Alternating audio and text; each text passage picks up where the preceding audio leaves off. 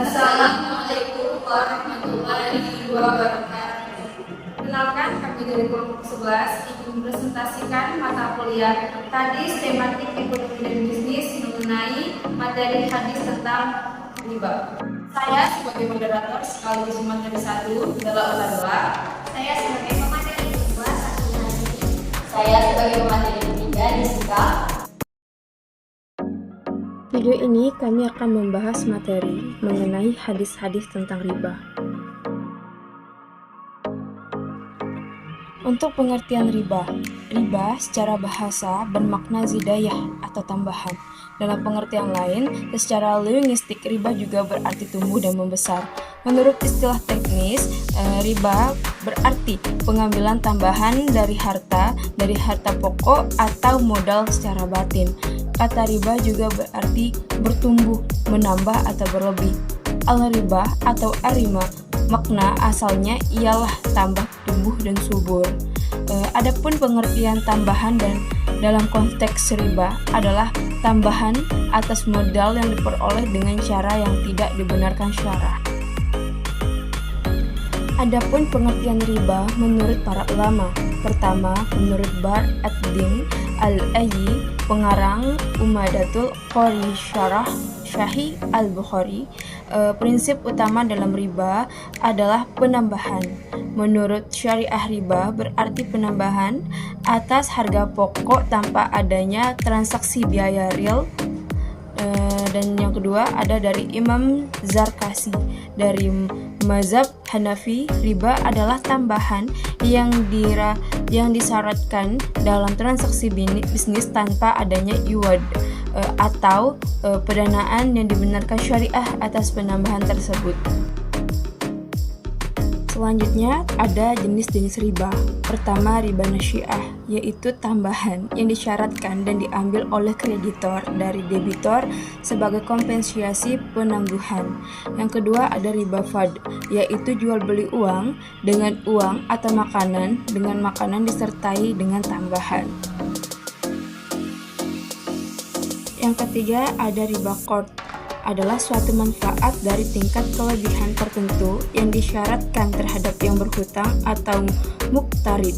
Yang kedua ada riba jahiliyah, adalah utang yang dibayar lebih dari pokoknya karena si peminjam tidak mampu membayar hutangnya tepat waktu yang ditentukan. Adapun ancaman riba yang pertama yaitu diibaratkan seperti orang mabuk yang tidak bisa berdiri, melainkan seperti berdirinya orang yang kemasukan syaitan lantaran penyakit gila. Yang kedua, akan dimasukkan ke dalam api neraka dan kekal selamanya. Yang ketiga, mendapatkan laknat Rasulullah SAW.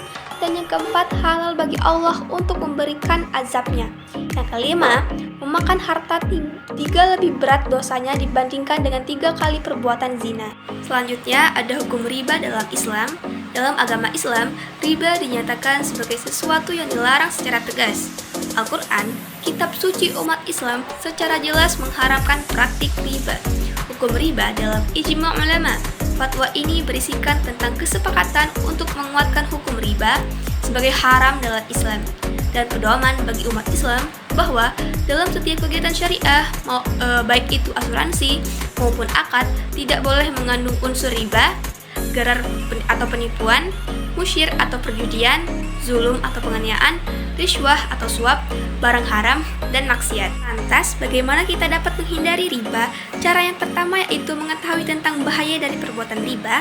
Yang kedua, memindahkan tabungan kamu ke bank syariah yang tidak menghasilkan riba.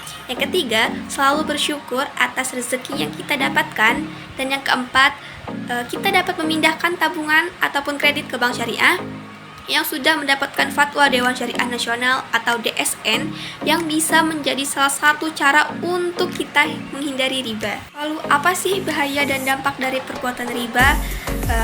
Yang pertama itu dapat bersifat rakus, yang kedua dosa riba lebih besar daripada dosa zina, yang ketiga perilaku riba adalah orang yang memiliki hati serta jiwa yang kotor, dan yang keempat siksa Allah di hari kiamat. Dan yang kelima, perbuatan riba akan mengundang azab dari Allah Subhanahu wa taala. Yang keenam, tidak ada mudaratnya. Yang ketujuh, menyebabkan adanya krisis ekonomi. Dan yang terakhir, akhlak orang Yahudi. Riba riba dalam perspektif ekonomi Islam. Islam sangat melarang keras riba dalam praktek ekonomi. Salah satu dasar pemikiran utama yang paling sering dikemukakan oleh para cendekiawan Muslim adalah keberadaan riba dalam ekonomi merupakan bentuk eksploitasi sosial dan ekonomi yang merusak inti ajaran Islam tentang keadilan sosial. Manfaat ekonomi tanpa riba. 1. Umat Islam biasa menjalankan agamanya dalam bidang ekonomi yang pada gilirannya menggiringnya kepada pengalaman Islam secara utuh. 2. Menerapkan dan mengamalkan sistem ekonomi syariah mendapat dua keuntungan, yaitu duniawi dan ukhrawi. Keuntungan duniawi berupa uang, keuntungan akhirat berupa pahala ibadah melalui pengamalan syariah Islam dan terhindar dari dosa riba.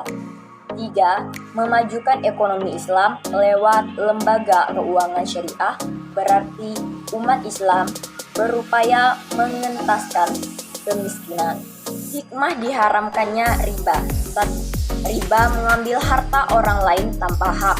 2. Riba dapat melemahkan kreativitas manusia untuk berusaha atau bekerja, sehingga manusia melalaikan perdagangannya. 3. Riba menghilangkan nilai kebaikan dan keadilan dalam utang piutang. Keharaman riba membuat jiwa manusia menjadi suci dari sifat lintah darat. 4.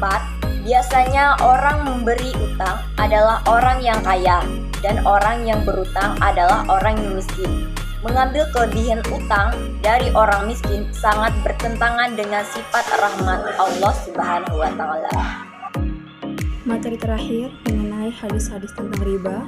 Hadis pertama berbunyi, Iza syahara zani afarroba fi qaryatin faqad ahallau bi anfusihim azaballah, yang dimana artinya apabila telah merak perzinaan dan praktek ribawi di suatu negeri, maka sungguh penduduk negeri tersebut telah menghalalkan diri mereka untuk diazab oleh Allah. Hadis riwayat Al-Hakim. Bagaimana dari hadis riwayat Ahmad mengenai tentang riba? Aku berzina sebanyak 33 kali lebih. Aku suka daripada memakan 1 dirham riba yang Allah tahu aku memakannya ketika aku memakan riba. Yang artinya, riba itu ada 73 pintu dosa. Yang paling ringan adalah semisal dosa seorang yang menzinai ibu kandungnya sendiri. Hadis riwayat Al-Hakim.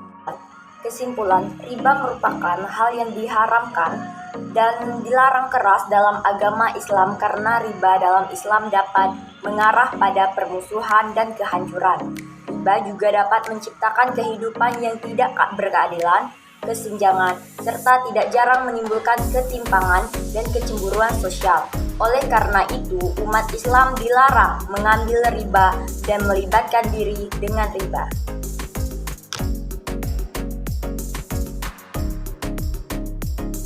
Sekian presentasi dari kelompok kami. Jika ada kesalahan, mohon dimaafkan. Wabillahi taufiq wal hidayah. Wassalamualaikum warahmatullahi wabarakatuh.